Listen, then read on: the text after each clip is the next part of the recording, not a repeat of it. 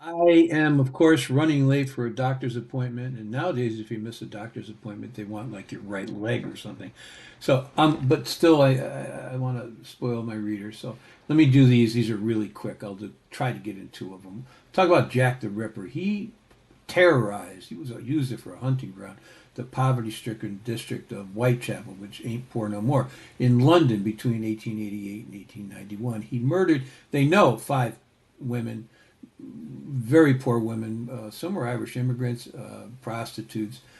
He butchered them basically. He took his time and sliced them open and did, just horrible things. But no one knows who he was to this day. But there are two primary suspects.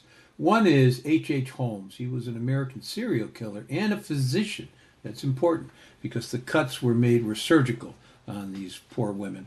In other words, it wasn't a cut and slash run murder type of thing. Whoever it was took their damn time and sliced the women, usually around the abdomen, their breasts. It was a sexual thing in a lot of ways. Anyway, he was a physician. He had the medical know-how to dissect a body, which is what the Ripper did. He was in London at some point and later confessed to numbers of murder in the U.S., where he was later electrocuted. Aaron Kominski was a Polish barber who lived in Whitechapel at the time of the murders.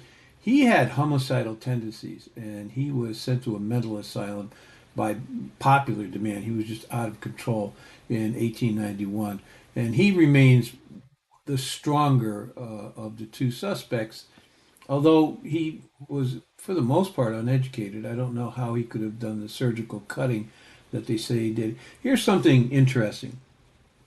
Word spread that Prince Albert Edward Victor was Victoria's grandson.